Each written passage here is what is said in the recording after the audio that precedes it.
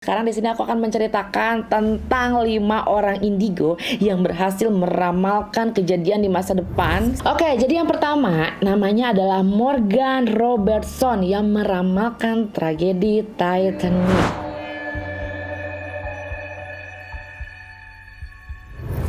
Ukuran kapalnya 270 meter dikali 28 meter dengan punya tinggi kapalnya itu sekitar di 50 meter, dan itu hanya selisih beberapa meter aja dengan kapal Titanic. Padahal kapal Titanic di saat novel ini terbit itu tuh belum ada. Meskipun dia bukan peramal, adalah seorang ilmuwan yang bernama Nikola Tesla.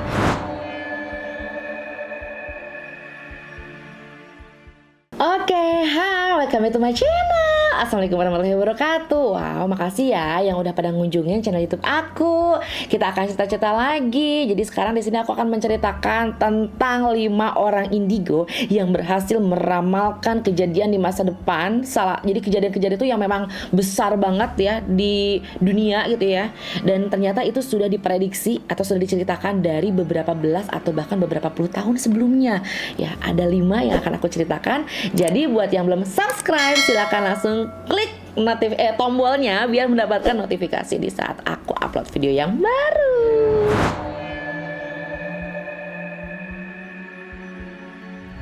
Oke, jadi yang pertama namanya adalah Morgan Robertson yang meramalkan tragedi Titanic, dan itu dia ramalkan 15 tahun sebelumnya melalui karya fiksinya. Jadi dia adalah pembuat novel. Di tahun 1898 Morgan Robertson ini dia menerbitkan sebuah novel yang berjudul Futility or the Wreck of the Titan.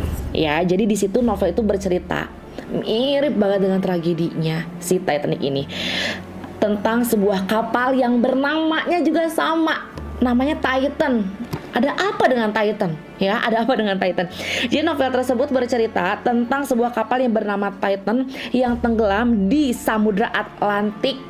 Ya, tempatnya sama juga di Samudra Atlantik Utara setelah bertabrakan dengan gunung es. Kebayang gak sih ya? Jadi inti ceritanya adalah memang itu, kapalnya dinamai Titan, dia tenggelam di Samudra Atlantik Utara bertabrakan dengan gunung es, dan siapa yang sangka 14 atau 15 tahun kemudian itu ternyata terjadi.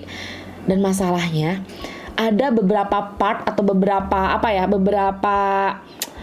jalan cerita yang memang sama persis dengan kejadian tragedi kapal Titanic ini. Yang pertama adalah di novel itu diceritakan bahwa terjadinya tabrakan tersebut adalah di bulan April, dan kapal Titanic pun itu tenggelam di bulan April tahun 1912.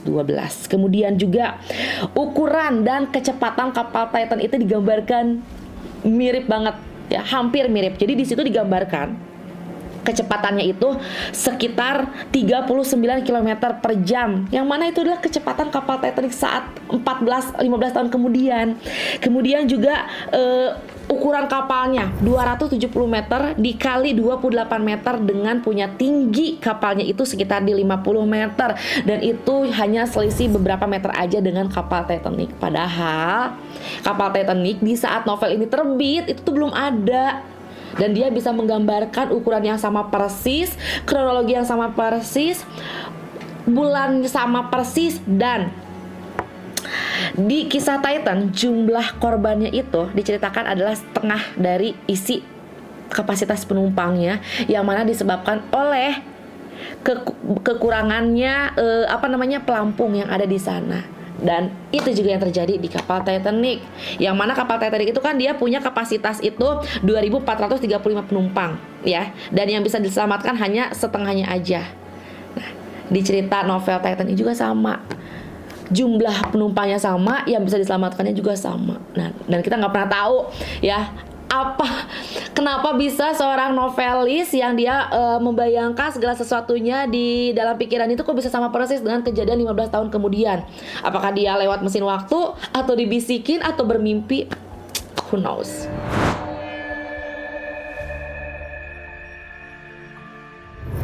Dan yang kedua ya, orang yang bisa meramalkan gitu ya, meskipun dia bukan peramal, adalah seorang ilmuwan yang bernama Nikola Tesla, yang dia bisa memprediksi Wi-Fi itu akan ada loh di dunia ini, dan dia memprediksi itu di tahun 1901 ya. Jadi di sini seorang insinyur yang memang dia sering disebut sebagai orang yang menemukan abad ke-20, karena dia nggak cuman memprediksi Wi-Fi aja, nanti akan aku ceritakan, dan dia berkontribusi untuk pengembangan sistem penyediaan tenaga listrik modern di zamannya ya.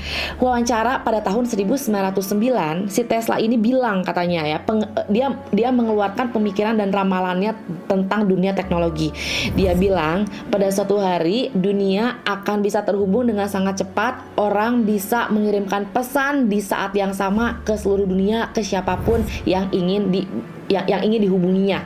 Dan itu adalah sebuah pernyataan yang sangat yang sangat hebat di zamannya ya, karena telepon aja belum ada, listrik aja baru ditemuin ya kan. Nah, kok bisa dia memprediksi bahwa setiap orang, gimana dia bilangnya, katanya setiap orang akan bisa mengirim pesan wireless ke seluruh dunia sesegera mungkin. Artinya maksudnya dengan sangat cepat lah ya. Nah, ini mungkin ya, ini kalau yang kayak gini, kalau yang aku prediksi sepertinya bukan karena dia punya mesin waktu, tapi kan kalau yang namanya ilmuwan itu dia bisa punya indera keenam ya, sama juga memprediksi ya. Karena perkembangan teknologi ini, kayaknya nih suatu saat akan bisa nih dengan kalau misalnya kita bisa memberikan waktu kita lebih banyak untuk penelitian, sepertinya kita bisa nih ngirim pesan melalui jaringan. Dulu mungkin dia nggak kebayang namanya internet, tapi jaringan yang bisa mengirimkan pesan ke seluruh dunia. Dan siapa yang sangka kalau di tahun berapa?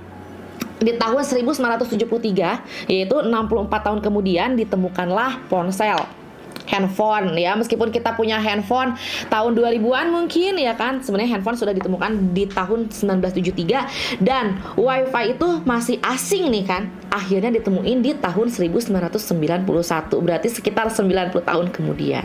Terus juga si Tesla inilah yang meramalkan adanya Skype dan video call. Jadi pada tahun 1926 dia bilang bahwa akan ada masanya seluruh orang di dunia dapat saling bertatap muka di saat yang sama, meskipun dipisahkan oleh jarak di belahan dunia manapun gitu.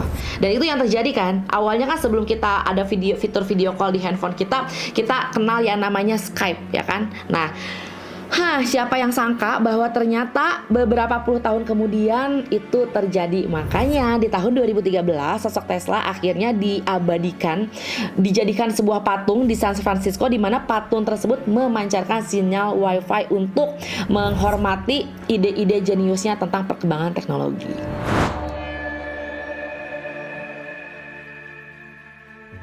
Orang yang ketiga adalah ilmuwan juga nih, namanya adalah Robert Boyle, yang disebut sebagai bapak kimia modern.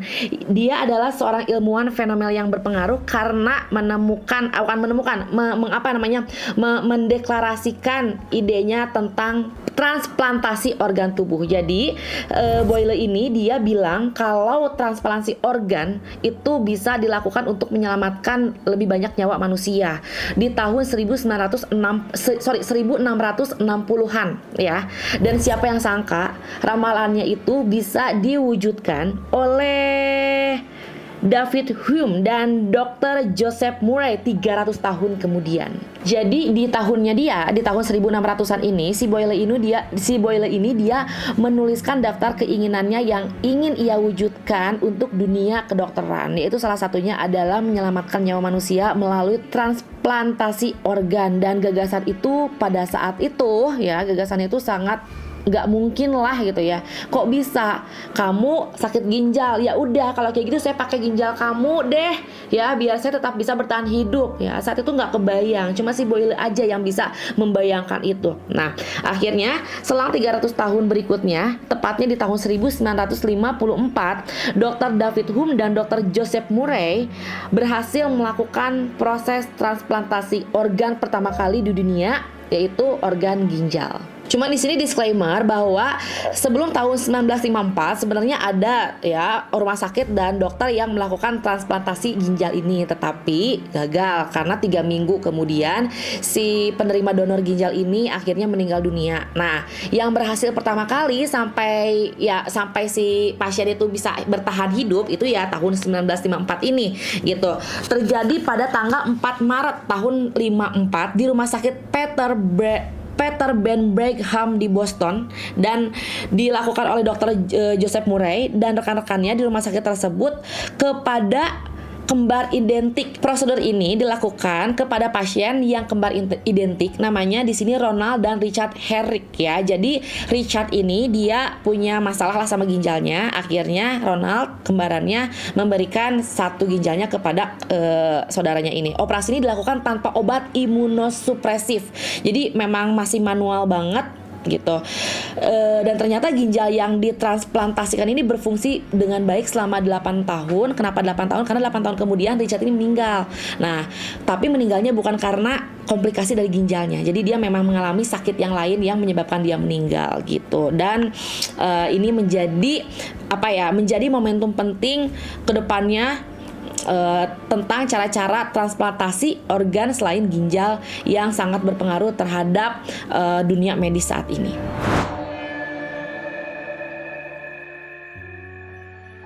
Orang keempat, nah ini namanya adalah Edgar Cayce. Dan ini dia bukan penulis novel, dia bukan seorang ilmuwan ya, tapi dia seorang peramal. Ini benar-benar peramal, dan jangan menyepelekan dia karena peramal ini sangat hebat. Ya, langganannya, jadi di sini dia sangat terkenal nih di tahun 1920, bahkan dia bisa meramalkan kematian dia sendiri. Ya, klien-kliennya juga nggak sembarangan orang. Ya, salah satu kliennya itu adalah Thomas Edison. Tahu kan Thomas Edison? Tahu nggak Thomas Edison? Yang menemukan siapa? Yang menemukan bola lampu ya kalau nggak salah ya. Kalau nggak salah loh ya. Oke. Nah, jadi di tahun 1925 si Edgar ini meramalkan runtuhnya Wall Street. Jadi dia bilangnya gini, 4 tahun kemudian akan terjadi krisis ekonomi di Amerika Serikat yang akan menyebabkan semuanya depresi. Perusahaan-perusahaan besar akan runtuh, dan dia mengingatkan itu kepada semua kliennya pada saat ekonomi Amerika lagi bagus-bagusnya. Jadi hampir semua klien itu nggak percaya gitu ya.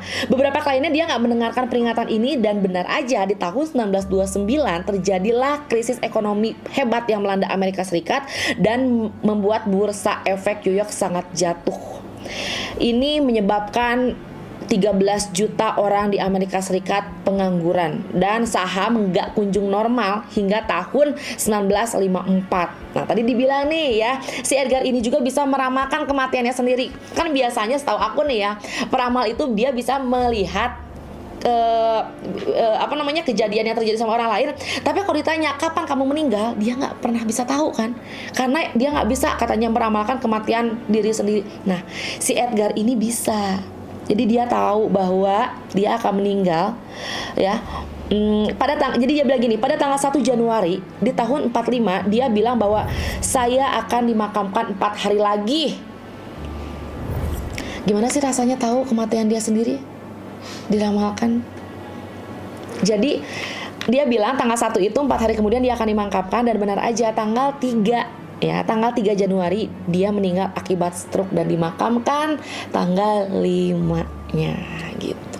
Tapi kalau yang ini aku ingin sedikit kepo ya, ingin sedikit julid juga. Gimana sih beneran rasanya kita tahu kalau misalnya aku dikasih kemampuan seperti itu, aku sangat beruntung banget gak sih?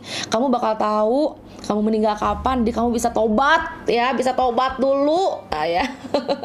Oke, lanjut ke orang kelima yang bisa meramalkan masa depan, yaitu Jules Verne, yang meramalkan bahwa akan ada orang yang bisa mendaratkan dirinya di bulan.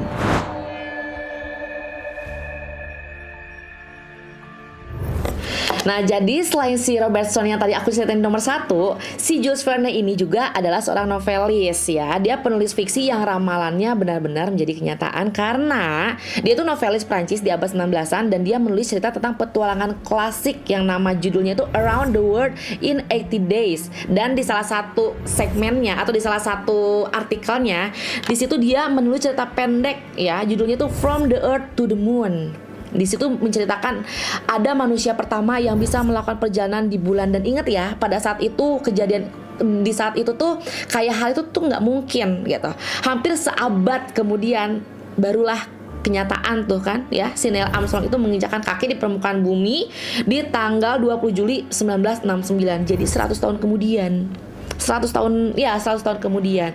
Dan ini baru 5 orang, sebenarnya kayaknya ada banyak juga ya, cuman aku harus mengupas artikel ini lebih dalam. Tapi aku tiba-tiba jadi ingat sama Doraemon. Penulis Doraemon, Fujiko siapa namanya penulis Doraemon itu? Aku pikir dia juga punya kemampuan itu loh. Coba bayangin ada berapa banyak cerita Doraemon yang ditulis dia di tahun 1900-an dan terjadi di tahun 2000. Karena kan di cerita Doraemon tuh diceritain robot yang berasal dari abad ke-21. Abad 21 tuh kita kan.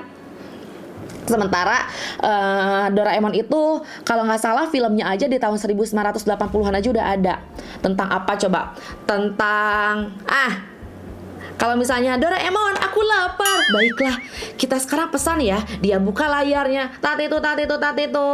Tiba-tiba ada mau pilih apa? Pilih dia sukanya apa kan? Dia sukanya apa? Dorayaki. Ya, aku mau pesan dorayaki. Dorayaki dia pesan. Nanti nggak lama kemudian si robot datang ngebawain dorayakinya. Dan yang terjadi sekarang apa? GoFood gitu ya. Udah kayak gitu mulai apalagi ya, ada banyak deh kalau misalnya diingat-ingat sekarang kan, durasi pokoknya seingat aku ada banyak banget kejadian Doraemon yang aku baca ya, dan itu kejadian sekarang banyak banget. Jangan-jangan nanti pintu kemana aja juga bisa ada.